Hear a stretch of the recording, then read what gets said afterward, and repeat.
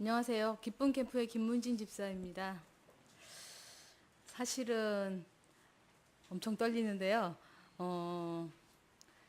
예전 같으면은 이 자리가 그다지 부담스럽지 않을 텐데, 제가 잘 모르는 분들이 더 많아지고 있는 시점에서 저를 오픈한다는 게 굉장히 부담스럽고, 또 앞서 우리 훌륭하신 권사님, 장로님들께서 경험하신 것처럼 복음의 열매를 많이 맺어서 자랑할 것이 많다거나 또는 죽음의 문턱에서 다시 살아나서 기쁨으로 하나님을 찬양할 만한 그런 자랑거리도 없는 부족한 사람이 이 자리에 선다는 게 참 두려움이 앞서는데요.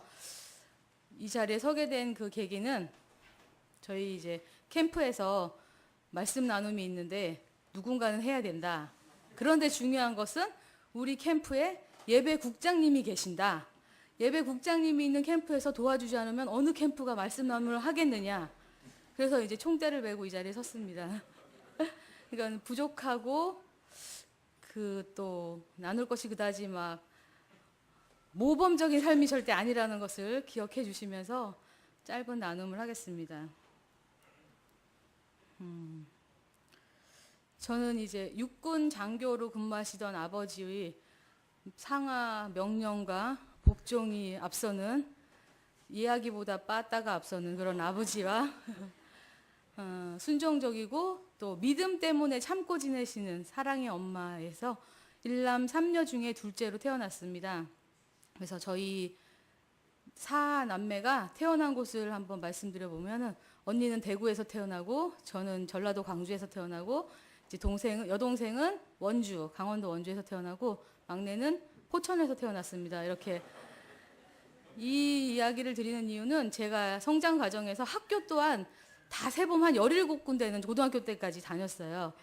제가 2월생이에요. 그러다 보니까 옛날엔 학교를 일찍 갔잖아요. 매일 4학년 때까지 아마 울고 다녔을 거예요. 그러니까 원래도 겁이 많고 소심한 데다가 이렇게 계속 새로운 환경에 적응하다 보니까 굉장히 겁도 많고 이제 눈물도 많은, 그러면서 한편 엄청 까칠하고 성질도 장난 아니고 이제 온 식구들을 다 못 살게 구는 그런 대표적인 까칠한 아이로 자랐었는데요. 88년도 올림픽 준비가 한창이던 그 시기에 저희 엄마는 올림픽에 관심이 하나도 없더라고요. 그래서 왜 이러실까 했는데, 그해 6월 기말고사 준비를 하던 시기에 과천 도서관에서 방송이 나와요. 누구누구 집에 빨리 가봐라 그랬는데, 교회 부흥에 참석하셨던 엄마가 쓰러지셔서 병원에서는 수술도 못한다, 그냥 퇴원해라. 집에 와서 간호대학 3학년이던 언니와 전 2학년, 간호대학 2학년에 다니고 있었는데,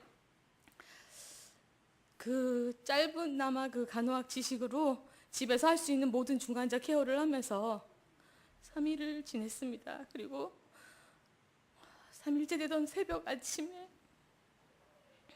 아무런 의식도 없고 반응도 없던 엄마의 눈에서 눈물이 주르륵 흐르면서 그날 한 10시경에 엄마는 하늘나라로 가셨습니다. 이 엄마의 죽음 앞에서 간절하게 매달렸던 저희 자매는 어떻게 보면 좀 극명하게 다니는 삶을 살게 되었습니다. 제 여동생은 고등학교 때 방언도 저희보다 훨씬 미리 받고 뜨거운 신앙을 가지고 있었던 아이였는데, 하나님께 뭐라 그럴까요? 흥정 아닌 흥정을 시작했습니다. 하나님 살려주시면 제가 하나님 원하시는 모든 삶을 살겠습니다. 하지만 엄마는 하나님 곁으로 가셨고, 그 아이는 지금도 반항 아닌 반항으로 배회하고 있습니다. 근데 저는 어디에 마음 둘 곳이 없었습니다. 엄마의 죽음이 차라리 택시 운전이었으면, 교통사고였으면 좋겠다는 생각을 했습니다. 그렇다면 상대방 운전자라도 원망하고 모든 원망을 거기다 얹을 텐데, 하나님이 하셨기 때문에 저는 어떻게 방법이 없었어요. 그 무너지는 가슴을 어떻게 원망도 하지 못하고 다시 하나님께 매달려서 어떻게 살아야 될지를 알려달라고 도움을 구할 수밖에 없었습니다. 그래서 이제 그런 시기에 다니던 교회에서 소그룹으로 작게 성경 공부를 시작했는데, 나중에 보니까 그 그룹이 선교 공동체를 목표로 하는 그런 그룹이었습니다. 그래서 간호사 생활을 하던 3년 동안 병원 근무를 마치고 같이 성경 공부를 시작했는데 공동체 생활을 하자고 해서 시작된 공동체 생활이 7년을 집을 나와서 같이 생활하게 됐습니다. 그랬으면 7년이면 아주 멋진 사람으로 변해 있어야 될 텐데 불쑥불쑥 살아나는 제 자아와 또 용납되지 않는 리더들의 모습이 있을 때는 참을 수 없는 그런 솔직함으로 표현을 해서 굉장히 태도가 오만하다, 불손하다는 얘기도 들어가면서 죽어지지 않는 자아를 죽이려고 노력도 하고, 하지만 그 시기가 7년이 지나고 보면 20대 때의 7년이라는 건 굉장히 큰 시기였는데 그 시기가 하나님께서 저에게 가장 저를 다듬으시고 믿음 안에서 붙잡으실 수 있는 가장 아름다운 그런 훈련의 시기가 아니었나 생각해 봅니다.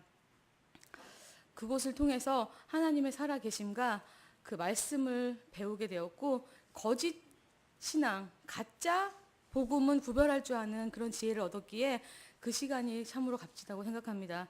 그리고 만약에 이제 병원 생활하다가 가장 제가 지금은 보건교사로 학교에 근무하고 있는데 그렇게 직장을 바꾸게 되었던 계기는 그 선교 공동체에서 주일날 교회를 올 수가 없고 같이 함께 공부할 수가 없는 것 때문에 다른 직장은 뭐가 있냐 그러길래 보건소도 있고 학교도 있긴 있더라. 그랬더니 그렇게 해서 시작된 공부가 2년을 하면서 캠퍼스 전도도 하고 나름대로 이제 신앙을 다듬어가는 그런 시기가 되었습니다. 만약에 그 시기가 없었다면 저는 아마 멋진 차 하나 뽑아서 솔로의 생활을 즐기면서 세상 것과 타협하면서 또 조금 멋지게 세상에서 잘 나가는 사람처럼 살아보지 않았을까 싶습니다. 근데 그 시기에 저는 나는 세상과 구별된 사람이다.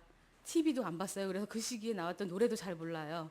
그리고 TV도 안 보고 그다음에 친구들도 다 연락 끊고 식구들한테도 사실은 1년에 몇 차례 가지 못할 정도로 이렇게 단절된 생활을 했는데 그 시기가 지나고 나서 이제 떠나는 날이 됐어요. 사실은 떠나는 게 뭐 기약이 있어서 떠난 게 아니라 계속해서 그 선교 공동체는 비전이 우리가 돈을 벌어서 일단 중국에 학교도 세우고 선교를 멋지게 하려고 그랬는데 하는 사업마다 다 망했어요.